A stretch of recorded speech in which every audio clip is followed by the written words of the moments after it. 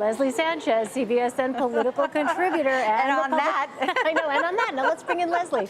Republican strategist is with me from Greenville, South Carolina. Oh, Leslie, where to start? So Jeb Bush is at a rally at the University of South Carolina, stumping ahead of Saturday's debate. We just want to let people know that we have pictures of him. He just wrapped that rally up, and he is now making his way through the crowd there. But his campaign can't confirm today, or we did have a shot there, but the campaign confirmed today that his brother, President George W. Bush, is going to be campaigning with him in North Charleston, South Carolina on Monday night. And while campaigning today, Jeb Bush touted the fact that he's part of the establishment by virtue of being a Bush. Let's listen. I'm part of the establishment because I'm George H.W. Bush's son, and I'm proud of that. I can promise you. Every day with watching the cable shows, I'm part of the establishment because I'm a proud brother of George W. Bush. Leslie, can his father and brother's popularity help propel him any higher in the polls? Absolutely. I mean, one thing to think about is this is definitely a Bush state. It is hard to look at the polls and think of anybody who would be more popular than George W. Bush in a state like South Carolina. It's a state that the family has cultivated. It's also been a firewall for the Bush family going back to George H.W. Bush. So it's certainly an area that they understand cultural conservatism. They understand the strong military defense, the number of retirees, the pro-life movement that's there, and just really that they're making a very pointed measure that you can trust the Bush family again, and they're depending on it. You know, Leslie, Donald Trump, no surprise, had a very strong reaction to that. He tweeted, and I think we're going to put the tweet up now so that I can read it because I don't have it on paper right now, but there it is. So he says, Jeb failed as Jeb. He gave up and enlisted Mommy and his brother, who got us into the quicksand of Iraq, spent $120 million a week. No chance. Those are fighting words, Leslie.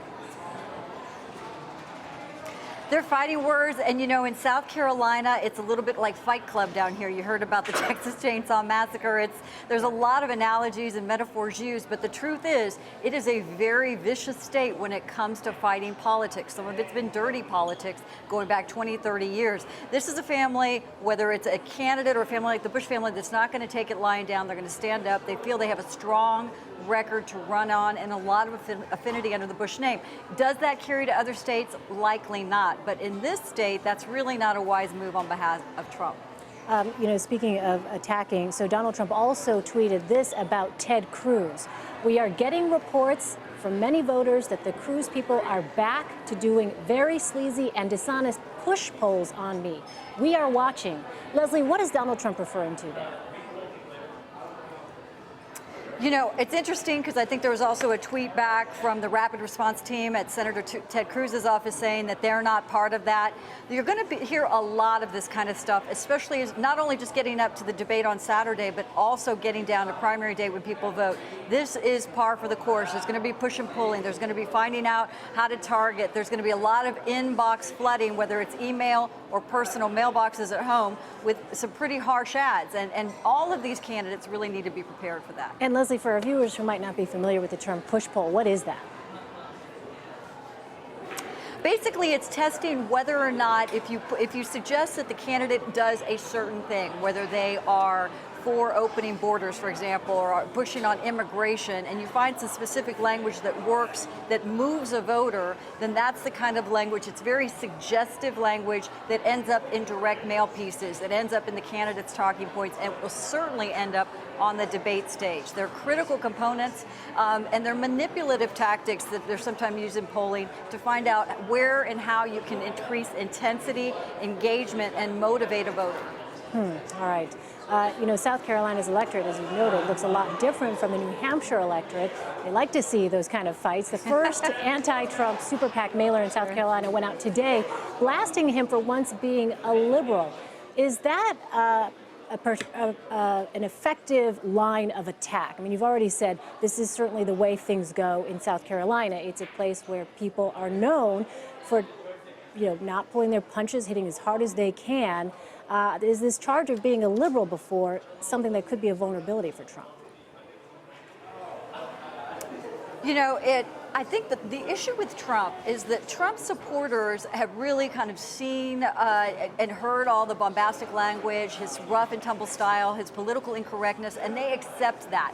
But what he has been able to do is tap into this kind of economic depression that a lot of people feel that the federal government is not answering their needs. They say they're going to close the border and secure the borders, they don't. They say they're going to reduce spending, they don't. And this is somebody who's a non-traditional candidate and that offers not necessarily a solution, but an attitude that he's going to fix it. The question is, do Trump's voters fundamentally believe him? They do. They're willing to be engaged, they're willing to be intense about it and go out and vote for the most part. So I don't think the traditional arguments of let's see it on paper, that doesn't really work with a Donald Trump. It reminds me of Walter Mondale to Gary Hart on the debate stage in 1984, where's the beef? You can say that to Donald Trump, but it really doesn't have the same kind of effect.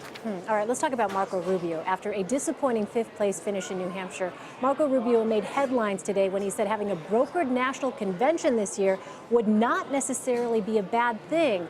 What does a public embrace of the possibility of a brokered convention signal in terms of his overall message, and does that raise alarm? I wanted to say, going back exactly almost 4 years ago to the day, there was talk about a brokered convention in 2012. And part of that was that people were concerned Governor Mitt Romney wasn't gaining momentum. You had Rick Santorum. If Rick Santorum won Michigan and then Newt Gingrich was going to come in and win all the Super Tuesday, it would end up in a brokered convention where somebody who never won a primary, another establishment Republican, could basically be put in by party leaders at the convention.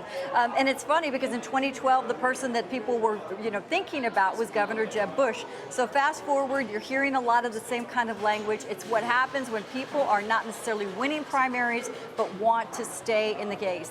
It's a really good tactic for late bloomers, but we really haven't seen it since the 40s, and I don't expect to see it now.